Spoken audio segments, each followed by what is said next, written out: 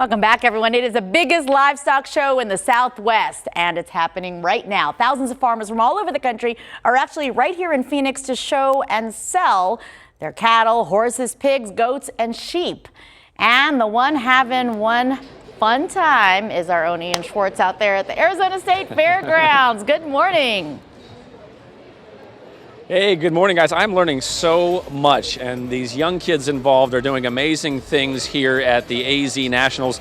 John Azaro, one of our great guys back at the station there, he said this is basically like the Barrett Jackson of hogs. These are hogs that have been meticulously raised, all these kids taking a lot of effort and time to make sure that they look good. They're being judged right now, so they're lining up in these cages. They kind of walk them around, the judges looking at different things such as, structure, color, the way they walk as they display them, head to toe, making sure that they look right. More than 2,500 young kids and teens will be involved in this, showing off their prize hogs and trying to win. And it's a great honor for some of them. So you can kind of see them. They got the little sticks to kind of tell the hog which way to go. The man to the left in the suit, he's doing the judging, kind of scoping these things out. And I mean, think of like a show dog. This is the same thing. These just happen to be hogs. We want to talk to one of the young contestants here. And there's from folks all over. We got folks from New Mexico. We have people from California. We have people from Texas. And one of them is Landon right over here. Landon, what is going on, my man? How's your morning been? It's been great. So let's meet your hog. Who is this, and tell me about him. This is Chris. And what type of breed are we looking at? He is a Poland. Okay. A Poland. So what goes into raising a prize-winning hog, or hopefully a prize-winning hog? Everything from just feeding it to make sure its skin and hair looks good, making sure it gets the right amount of feed that it needs, and everything in between. Walking it every day, weighing them once a week to see how much they weigh and getting them ready. I mean, in a way, it's almost like your child. Yeah. Some people say this is kind of like a hobby, but what I would say is it's like a lifestyle. Yeah, absolutely. You see a lot of kids on cell phones and tablets, and it's nice to see kind of folks out there doing things. Do you want to be a farmer or raise hogs eventually? Yeah, I want to raise hogs when I get older.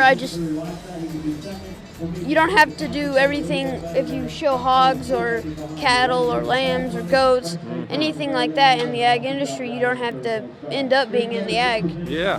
So hopefully you win an award for this, and then eventually you're going to sell this, and what happens then?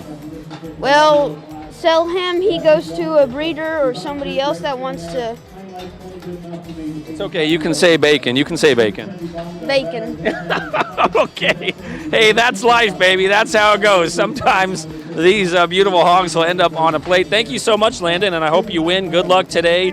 Fantastic stuff. They are also doing cattle dog trials here, and this will be going on till Tuesday, and that's going to be very, very impressive. These are very, very talented dogs, and they do some amazing tricks. So you want to come on down to the fairgrounds and check that out. And if you have kids that are interested, maybe in 4-H, FFA, this is the place to be, because this is like the Super Bowl of hogs as far as showing and competition goes. So you'll learn a little bit too if you come on down, just like I did. And don't tell anybody, Ian, but I believe we heard today was National Bacon Day. No, don't say it out loud. Oh my! Don't tell the hogs. Do not. They're all running for the exits right now. Thanks, Ian. Just keep it between us. Well, Ian is out at the State Fairgrounds with more on this. You must be in hog heaven. And in fourth place, I'm in hog heaven. I'm in steer heaven now. They just finished up one of the competitions, and it is amazing to see the dedication that they have put into a lot of these steers. You can see him kind of over there, and I want to talk to the man. This is Ryan Resch. You were one of the judges here.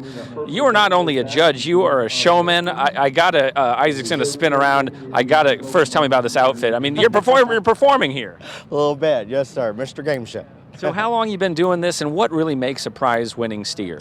What we look for in terms of cattle, or what I look for when I evaluate and judge them, is cattle that are sound enough in terms of their structural integrity, the way that they move in terms of their feet and legs, yet they've got enough muscularity and meat animal shape to them, body and width. They handle well in terms of their fat cover, and then I like them to be as good looking as they can, because the banner says Grand Champion Steer Show, and they need to look like show cattle. When I heard you judging some of these steers, it sounded like you were describing a bottle of wine. I mean, you were poetic in your judging.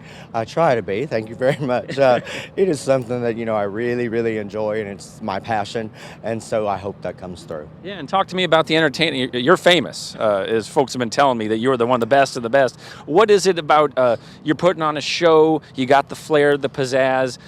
Do you really love getting out here doing this, performing for these people? Oh, absolutely, because what I love the most is working with the kids, and there's so much money and effort and time spent with these cattle and their families at home.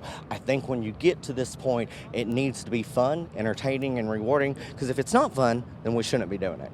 Well, you're doing it all. You like the James Brown of cattle judging. So thank you so much for your time. I appreciate it. He's got a lot of work to do. You got a lot of worthy contestants out here that are putting in a ton of time. Things are going to go through. I got to get out of the way so I don't get trampled. Things are going to go through Tuesday here. If you have a daughter or a son that's interested in this, come on down. They can learn a lot. I know I have.